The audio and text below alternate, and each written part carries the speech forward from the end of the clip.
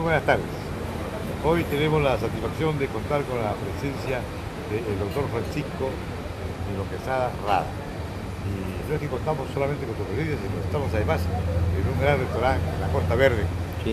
Hemos tenido oportunidad de venir a probar unos platos y tener el mar como de fondo.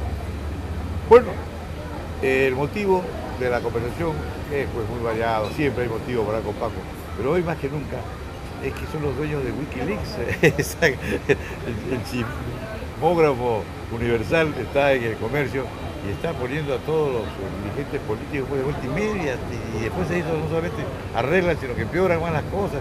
¿Qué te parece? ¿Cómo fue esto? Cuéntame, ¿cómo así ustedes llegaron a tener esto? Bueno, en primer lugar, quiero hacerte una precisión. El tema de Wikileaks no es un tema de chismografía, sino es el reflejo de documentos diplomáticos que no son chismografías, sino que son parte de informes que en este caso, creo que en todos los casos se aplica a los informes que hacen los diplomáticos norteamericanos, que es parte de una tarea común y corriente que se hace en todas las misiones diplomáticas del mundo.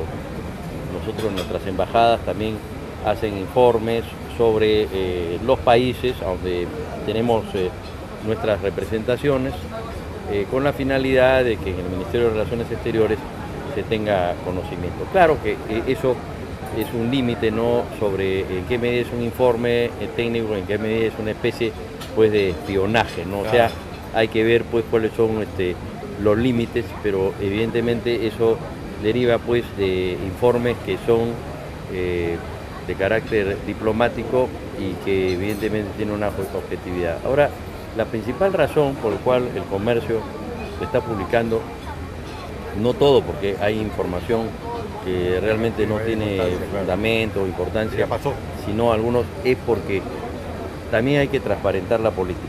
O sea, una cosa es la política hacia afuera y otra cosa es, como se dice, la procesión va por dentro.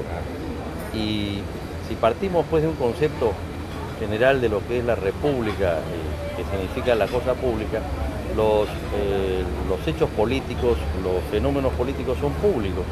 En consecuencia, la ciudadanía tiene pues el pleno derecho a tener conocimiento. Pero también nosotros esto lo estamos haciendo con mucha transparencia. Estamos poniendo el número del cable que se publica. Tenemos, y ya tengo que repetir por enésima vez, ya no sé cuántas veces tengo que repetir, tenemos estos documentos desde el 2006 al 2010. No tenemos nada escondido, porque dice que tenemos documentos escondidos de Toledo y que no queremos sacarlos. No es cierto, pueden venir, los invito al periódico para que lo encuentren. No existe ese tipo de documentos. Ahora, la historia es la siguiente. Nuestra editora central de Semana fue contactada para ir a Londres y reunirse con las autoridades de los funcionarios de Wikileaks, ¿no? Y en ese proceso apareció Assange para entregarnos toda una documentación que se tiene sobre el Perú. Entonces, ¿qué cosa es lo que estamos viendo?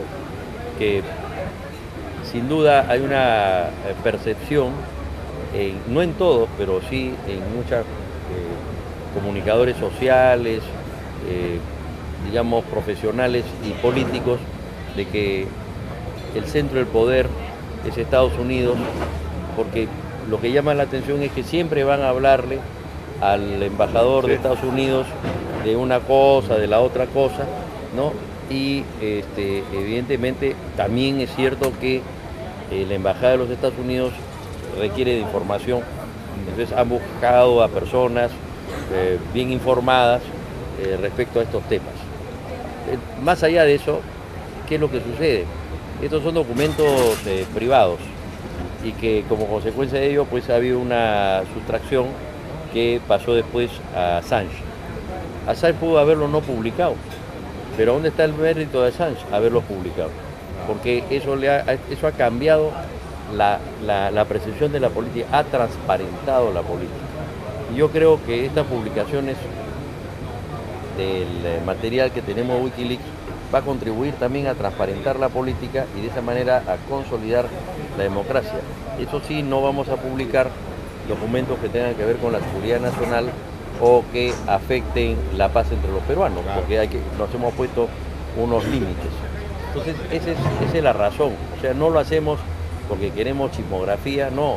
Lo hacemos porque nosotros respetamos mucho al lector, respetamos mucho al pueblo peruano y creemos que el pueblo peruano pues también debe de informarse de cómo va la procesión por dentro, no solamente por fuera. Claro, claro. Y eso es importantísimo para su conocimiento y esa es la tarea que estamos haciendo. Y todavía te adelanto que van a quedar mucho más y irán saliendo de manera gradual. Y quiero precisar también y responder algunas cosas que se han dicho, que yo estoy manipulando la información. Yo no estoy manipulando ninguna información.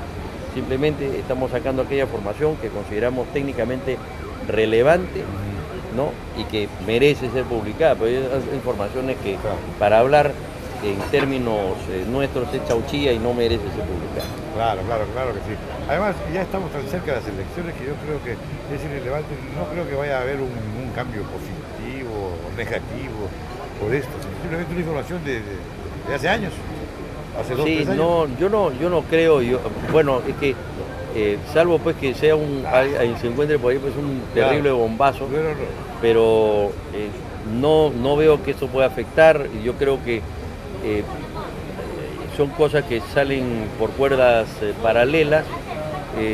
Me parece que las tendencias de los electores ya más o menos empiezan a definir, salvo que se presente en algún momento alguna sorpresa, como pasó con Susana Villarán, ¿no? Claro.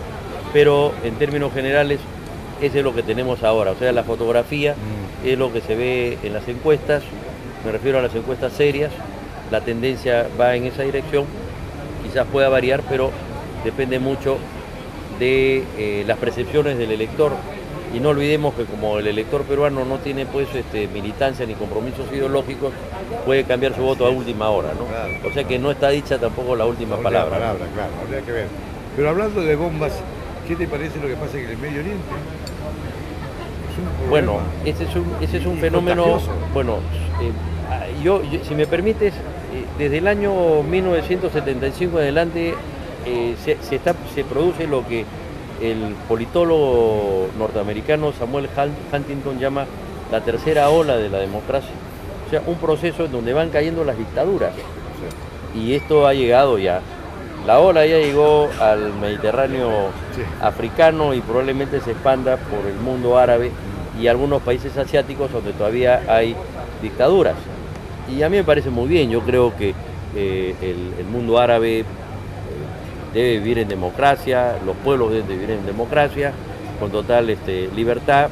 No hay nada más nefasto, ya nos ha pasado, que una dictadura, porque pues no se puede transparentar la política, hay corrupción, no se puede denunciar, y lo mejor es sistemas que permitan que el ser humano se desarrolle con plena y total libertad en lo político, en lo económico, en lo cultural y en lo social.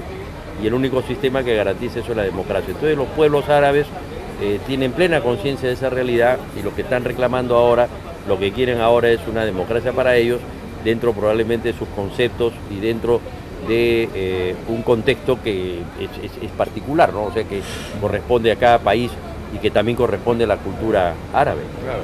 Ahora, lo que está sucediendo en Libia sí es terrible. Bueno, es terrible, pero... Estamos bordeando la presión civil y...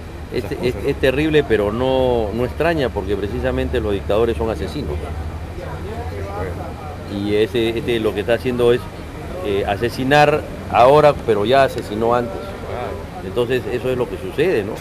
Porque la dictadura te quita tu libertad, pero a la misma vez no solamente te quita la libertad, te quita la vida, ¿no? Y muchas veces pasa eso. Inventan, pues ahora dicen que son los enemigos terroristas, etcétera, etcétera. No, hay gente que quiere libertad, que quiere democracia. Mira, acá sin ir tan lejos, que fue más suave, pero no tanto.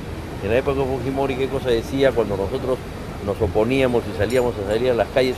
Tú y yo, porque estuvimos juntos, ¿no? Decían pues que estábamos contra el sistema, que queríamos ir en contra del Perú, ¿no? Y lo que queríamos es un Perú progresista, moderno, pero con democracia, claro, que es la modernidad precisamente. Así es. ¿Y tú crees que podría ser un buen ejemplo lo de México de que no se permita la reelección? Porque Sí, la reelección bueno, dice que es corrupción. Y lo estamos viendo, ¿no? Cómo se pelea. la dictadura es corrupción y cuando la reelección está dentro de la dictadura hay corrupción. Ahora, en una democracia, yo creo que la solución más equilibrada es la reelección después de un periodo de gobierno como sucede acá en el Perú. En México se prohibió, pero con cierto cinismo, porque en México había una dictadura. Sí, entonces lo que pasa es que no se elegía presidente, pero formaba parte de la misma élite, del mismo grupo, ¿no? Claro. Entonces no era pues una prohibición para proteger la democracia, sino simplemente era un pantallazo, porque además en México existía lo que se llamaba el tapadito, o sea que el presidente elegía a dedo quién iba a ser su sucesor en el PRI. Entonces, bueno, eso me parece cínico, porque el PRI, como decía Mario Vargas Llosa, pues como en uno de sus libros o en uno de sus artículos creo, decía que era la dictadura perfecta. Bueno, sí. ¿No? Y Octavio Paz le llamaba el ogro filantrópico. Pues toda dictadura te da a la gente necesitada, le da pues arroz, luz, infraestructura, todo, siempre y cuando voten por ellos, pero le quitan su libertad, ¿no? Entonces eso explica por qué en el Perú todavía hay gente que vota por opciones dictatoriales o por grupos políticos que han estado vinculados con dictaduras anteriores, ¿no? Es increíble que la Keiko tenga la restricción que tiene. Bueno, el motivo de la conversación es pues muy variado, siempre hay motivo para con Paco, pero hoy más que nunca es que son los dueños de Wikileaks. El chismógrafo universal está en el comercio y está poniendo a todos los dirigentes políticos de vuelta y media, y después se hizo no solo demografía, sino que son parte de informes que en este caso, creo que en todos los casos se aplica a los informes que hacen los diplomáticos norteamericanos, que es parte de una tarea común y corriente que se hace en todas las misiones diplomáticas del mundo. Nosotros arreglan, sino que empeoran más las cosas. ¿Qué te parece? ¿Cómo fue esto? Cuéntame, ¿cómo así ustedes llegaron a tener esto?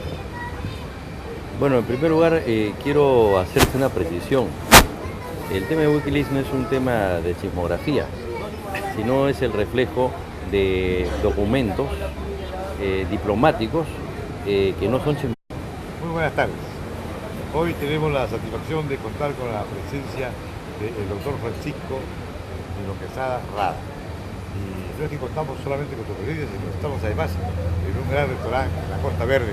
Sí. Hemos tenido oportunidad de venir a probar unos platos y tener el mar como... Nuestras embajadas también hacen informes sobre los países donde tenemos nuestras representaciones, con la finalidad de que en el Ministerio de Relaciones Exteriores se tenga conocimiento. Claro que eso es un límite, ¿no?, sobre en qué medida es un informe técnico, en qué medida es una especie